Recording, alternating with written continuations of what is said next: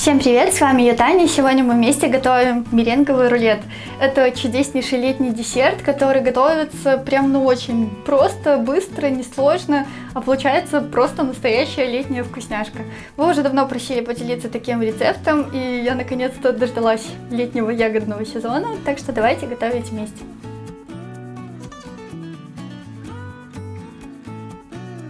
Я сразу же застелила пергаментом противень. Вот у меня пергамент узкий, поэтому я отрезала два кусочка и сделала по бокам вот такие надрезы, чтобы было удобнее потом доставать.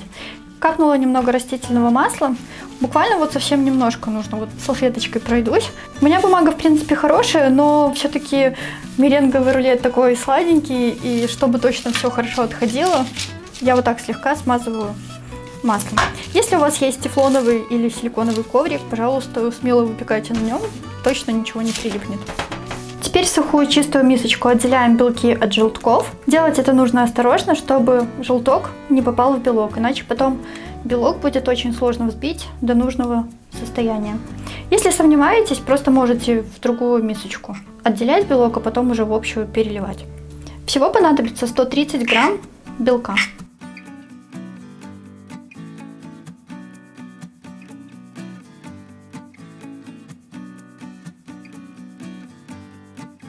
Естественно, в этом рецепте желтки не понадобятся. Белки начинаю взбивать на средней скорости, приблизительно 1 минутку, чтобы появилась такая легкая пенка.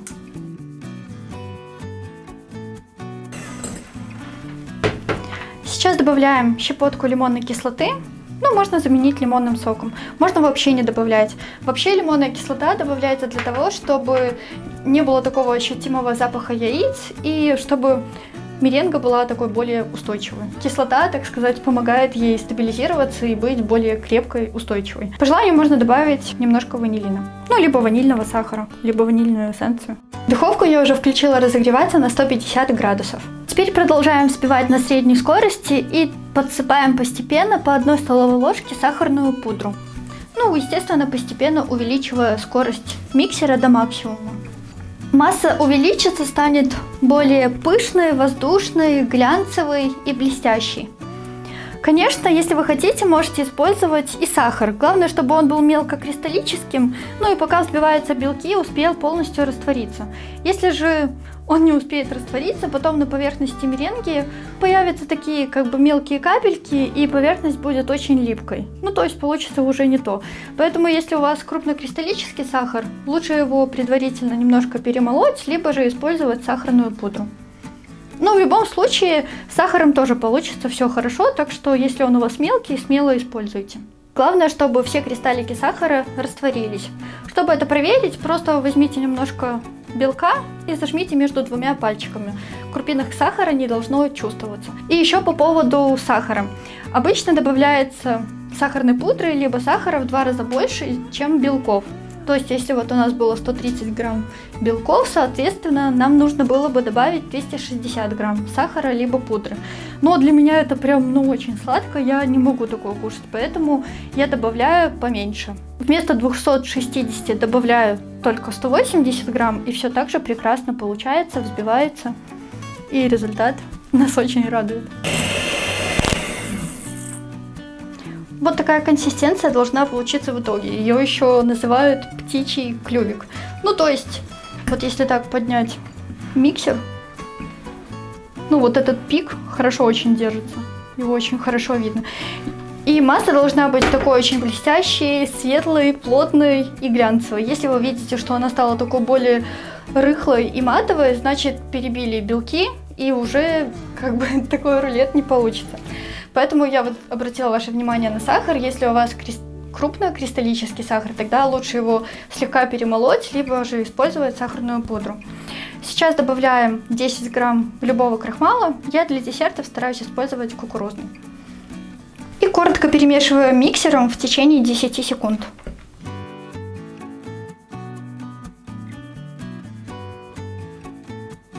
В конце уже можно немного перемешать лопаткой. Масса такая очень плотная, густая, вот если лопатку перевернуть, она не сваливается. Естественно, вся масса с мисочки тоже не будет выпадать.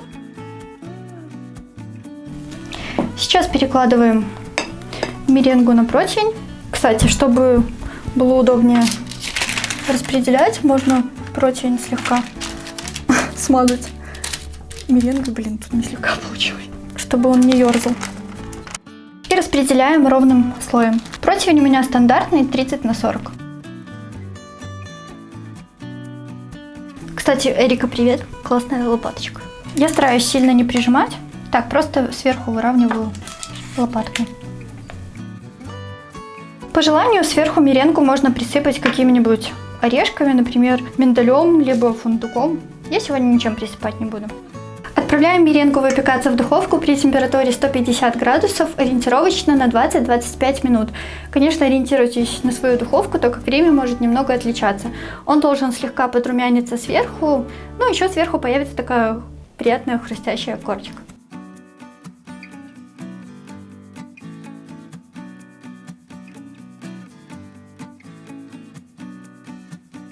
Меренга готова, у меня она запекается 22 минуты. Подзолотилась она совсем слегка.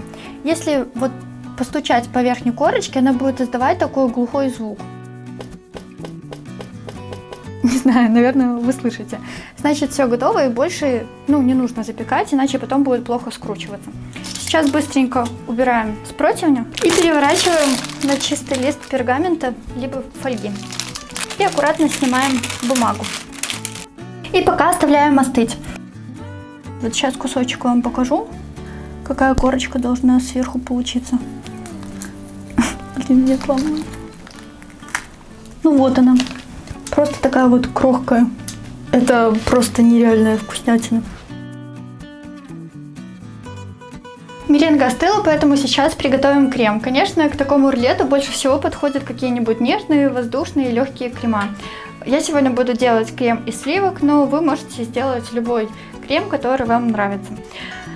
Я уже налила в сухую чистую посуду жирные сливки. Помните, что они обязательно должны быть очень холодными, иначе вы их просто не сможете взбить.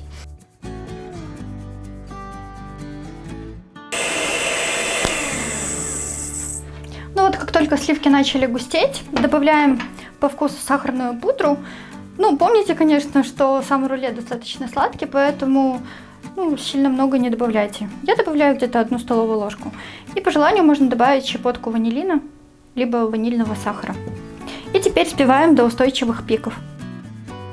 В сумме на взбивание у меня уходит примерно 5 минут. И теперь покрываем кремом меренгу. 200 грамм крема будет вполне достаточно, чтобы он потом не выдавливался, когда мы будем скручивать рулет.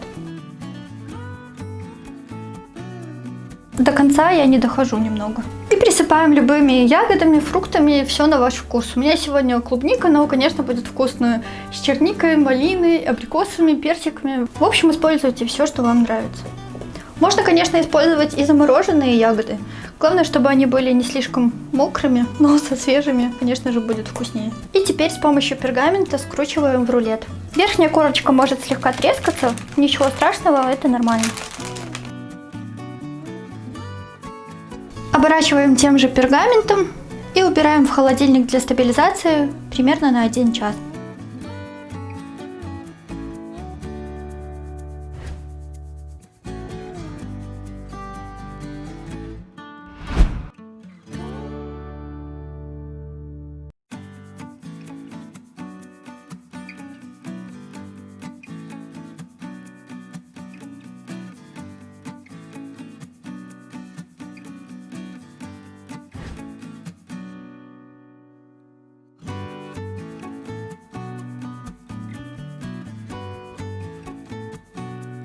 Если про какие-то десерты можно говорить, что они тают во рту, так вот, это именно тот десерт.